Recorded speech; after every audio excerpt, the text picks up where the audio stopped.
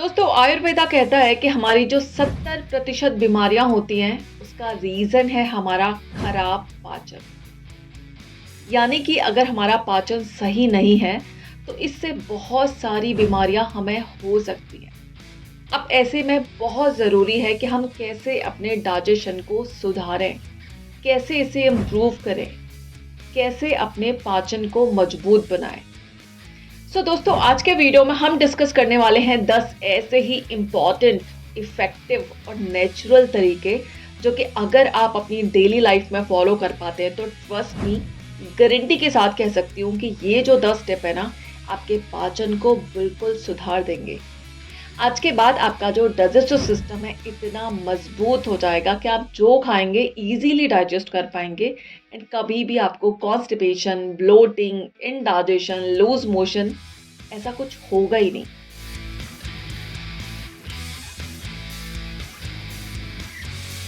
सबसे पहला पॉइंट है, आप जब भी मॉर्निंग में सुबह उठ रहे हैं, सबसे पहला जो काम आप करेंगे ना, 2 ग्लास, कम से कम 2 ग्लास आपको गुनगुना पानी ज़रूर पीना है। और ये क्या करेगा, आपकी बॉडी से जितने भी टॉक्सिन्स हैं उनको फ्लश आउट करेगा एंड आपके सिस्टम को स्टार्ट करने का काम करेगा। दूसरी इंपॉर्टेंट चीज़ है, आप जब भी अपना खाना खा रहे हैं याद रखें आपका जो लंच है वो पूरे दिन का सबसे हैवी मील हो सकता है, लेकिन आपका जो नाश्ता है एंड स्पेशली आपका जो रात वाला खाना है डिनर, वो सबसे लाइट होना चाहिए। तीसरी इंपॉर्टेंट चीज, जब तक आपके भोजन में फाइबर नहीं होगा, यानी कि कच्ची सब्जियां नहीं होंगी, तब तक आपका पाचन नहीं सुधर सकता। अगर आप चाहते हैं, आप अपने पाचन को मजबूत बनाना चाहते हैं, उसे सुधारना चाहते हैं, अपने मेटाबॉलिज्म को बूस्ट करना चाहते हैं, तो आज से ही अपने भोजन से पहले 1 प्लेट सलाद ज़रूर खाना है। ये जो कच्ची सब्जियां हैं ना, फुल होती हैं फाइबर से एंड वाटर अमाउंट, क्योंकि इनमें काफ़ी अच्छी क्वांटिटी में वाटर कंटेंट भी होता है एंड इनमें बहुत सारे माइक्रो न्यूट्रिएंट्स होते हैं जिनकी बॉडी को थोड़े अमाउंट में सही पर ज़रूरत होती है। चौथा इंपॉर्टेंट रूल है पानी के लिए। आप जब भी खाना खा रहे हैं ना, याद रखें उससे 45 मिनट पहले ही आप पानी पी सकते हैं, या फिर अगर आपको बाद में पीना है तो बाद में भी ना, यही 45 मिनट का ही फॉर्मूला है। अगर आप तुरंत पानी पी लेंगे तो ये आपके डाइजेस्टिव फायर को ना स्लो कर देगा एंड रिजल्ट, आपका खाना सही तरीके से नहीं पच पाएगा। पांचवा इंपॉर्टेंट रूल जो कि आई थिंक बहुत सारे लोगों को ना बहुत ज़्यादा कंफ्यूजिंग लगता है, हमारे भोजन में 2 चम्मच घी ज़रूर होना चाहिए ऑन डेली बेसिस। हमारी बॉडी को ना चिकनाई की भी ज़रूरत होती है। ऐसा नहीं है कि चिकनाई बिल्कुल हटा देनी है डाइट से, एक्स्ट्रा नहीं खाना है। जो फ्राइड चीज़ें हैं, जो डीप फ्राइड चीज़ें हैं, पूड़ी पराठे, वो सब चीज़ें नहीं खानी है, कम खानी है। लेकिन ऐसा नहीं है कि घी बिल्कुल हटा देना है डाइट से। और अगर ये घी है गाय का तो दी बेस्ट है। छठी इंपॉर्टेंट चीज़, आप जब भी खाना खा रहे हैं, अगर आपके भोजन में आप 1 चम्मच नींबू का रस और 1 चम्मच अदरक का रस किसी भी तरीके से शामिल कर लेते हैं, मैं बात कर रही हूँ कच्चे अदरक का रस।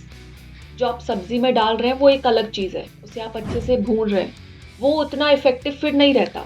लेकिन आपने सब्जी बना ली, उसमें फिर ऊपर से अगर आपने 1 चम्मच अदरक का रस डाल दिया, वहीं 1 चम्मच आपने नींबू का रस डाल दिया, तो ये जो दोनों चीज़ें हैं ना, बहुत इफेक्टिवली काम करती हैं आपके डाइजेशन को मजबूत बनाने के लिए। इससे आपका डाइजेशन इतना मजबूत हो जाता है कि आप जो खाओगे, जैसा खाओगे, पच जाएगा।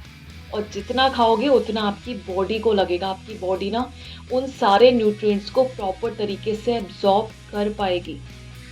सातवीं इंपॉर्टेंट चीज़, अगर आप अपने खाने के साथ प्याज का एक छोटा सा टुकड़ा खा रहे हैं ना, तो ये भी कहीं ना कहीं हमारे डाइजेशन को इम्प्रूव करता है, हमारे डाइजेशन को मजबूत बनाता है। ये जो प्याज है ना, एक्चुअली सच में बहुत ज़्यादा हेल्दी है, लेकिन जब ये कच्ची खाई जाए। आठवां पॉइंट, अगर आप अपने भोजन के बाद 2 चुटकी, सिर्फ 2 चुटकी काला नमक गुनगुने पानी में डाल के पीते हैं ना, तो ये भी आपके डाइजेशन को मजबूत बनाता है, उसकी हेल्प करता है। इससे आपका हाजमा सही रहता है, जो खाते हो सही तरीके से पच पाता है। Now the 9th important tip, त्रिविध कुक्षी रूल। अब ये क्या होता है? इसमें ना आपको अपने पेट को 3 हिस्सों में डिवाइड करना होता है। आई मीन इमेजिनेशन में आपको डिवाइड करना होता है कि एक हिस्सा आपको छोड़ना है सॉलिड्स के लिए, यानी कि आपके भोजन में जितने भी सॉलिड्स हैं आप उनको खाएंगे।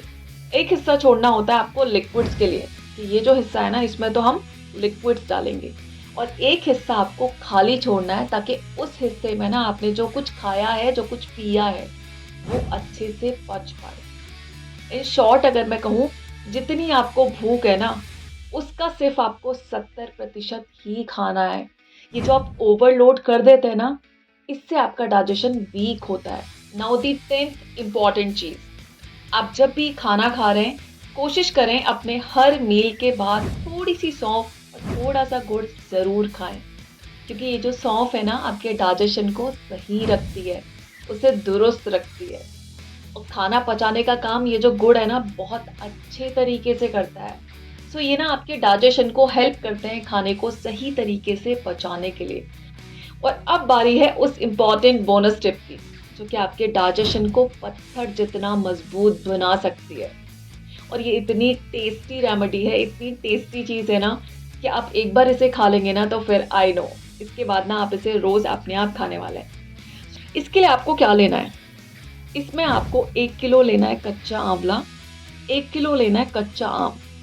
इन दोनों चीज़ों को बहुत महीन छोटे छोटे क्यूब्स में काट लेना है, चॉप कर लेना है। उसके बाद आपको लेना है 50 ग्राम जीरा, 50 ग्राम अजवाइन और 50 ग्राम काला नमक। ये जो जीरा है उसे आप हल्का सा रोस्ट कर लीजिए, अजवाइन को ऐसा सच रहने दीजिए और इन सारी चीज़ों को ना मिट्टी के एक बर्तन में मिक्स करके रख दीजिए। अब ये नमक, अजवाइन और ये जो जीरा है ना उसमें अच्छे से मिक्स हो जाएगा आंवले और कच्चे आम में। अब उस बर्तन को आप अच्छे से ढक के 6-7 दिन तक धूप में रखें ताकि वो अंदर से थोड़ा थोड़ा सा पक जाए। 1 हफ्ते बाद आपका ये जो अचार है ना, हेल्दी वाला अचार रेडी है। अब आप जब भी खाना खाएंगे उसके साथ 1 या 2 पीस ज़रूर लें। ये इतना टेस्टी होता है ना कि आपकी जो अचार वाली क्रेविंग्स होती है ना वो सारी सेटिस्फाई हो जाएंगी। और इतना यमी, इतना माउथ वाटरिंग कि लिटरली आप डेली इसे अपने आप खाएंगे, किसी को मोटिवेट करने की ज़रूरत ही नहीं पड़ेगी। सबसे अच्छा काम ये करता है, हमारे डाइजेशन को मजबूत बनाता है, हमारे जो मेटाबॉलिज्म है उसको बूस्ट करता है। सो अगर मैं बहुत ही सिंपल से वर्ड्स में आपको कहना चाहूँ, ये एक सिंपल सी रेमेडी है जो कि सालों से ना हमारे पूर्वज यूज़ किया करते थे। किसके लिए? हमारे पाचन को दुरुस्त बनाने के लिए, उसे मजबूत बनाने के लिए। सो आई होप ये 11 टिप्स आपको बहुत अच्छे से क्लियर है, और अगर अच्छे से क्लियर है तो आई कैन गारंटी कि आप में से किसी को भी ना तो कभी ब्लोटिंग होगी, ना ही कभी कॉन्स्टिपेशन होगा, ना ही कभी इनडाइजेशन होगा, एंड लूज मोशन तो हो ही नहीं सकता।